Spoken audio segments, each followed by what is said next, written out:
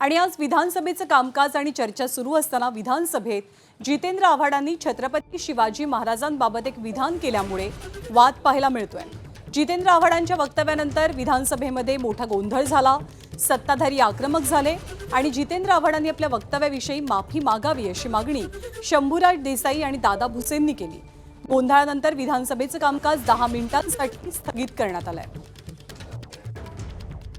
ईश्वराचा महाराष्ट्र आहे आणि जेव्हा जेव्हा त्यांचा छळ झाला तेव्हा तेव्हा त्या छळाच्या विरोधात जाऊन इथल्या एका मोठ्या समूहाविरुद्ध ते उभे राहिले, लढले, झगडले आणि मोठे झाले। शंभूराजे,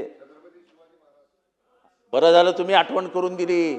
अहो मी बोलून दाखवलं, अहो त्यांचंच पहिलं घेतलं की त्यांनाच राज्याभिषेक करू दिला नव्हता, तेव्हा नव्हतात तुम्ही, परत तुम्हाला आठवण करून देतो।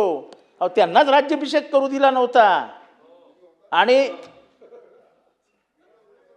नाही मी तुम्ही होतात की नव्हतात, खरं तर आम्ही आवाजसाहेब इकडे बघून बोला।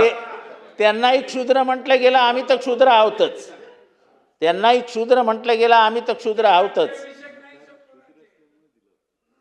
त्यांना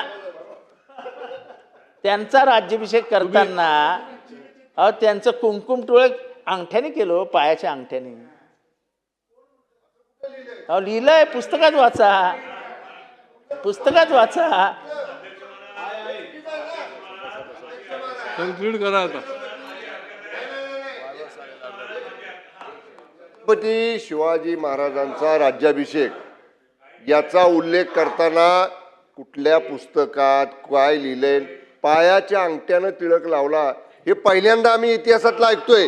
हा छत्रपती शिवाजी महाराजांच्या संदर्भातला जे वक्तव्य त्यांनी केलं ते काढून टाका, काढून टाका अध्यक्ष महाराज, ते पटलावरनं काढून टाका। या ठिकाणी इतिहासावर डिबेट न करता विधेयकावर बोला।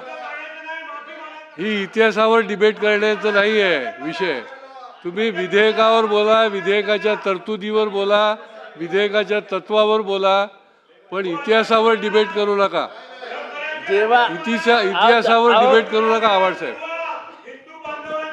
चला बोला, कन्क्लूड करा।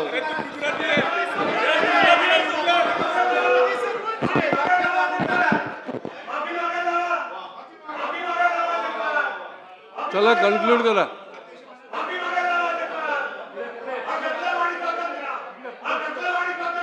पुढे पुढे पुढे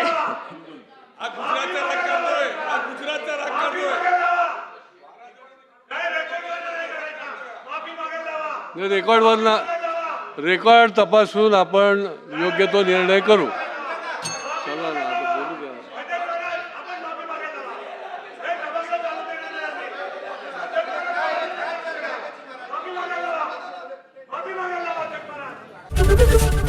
एबीपी माझा, उघडा डोळे बघा नीट।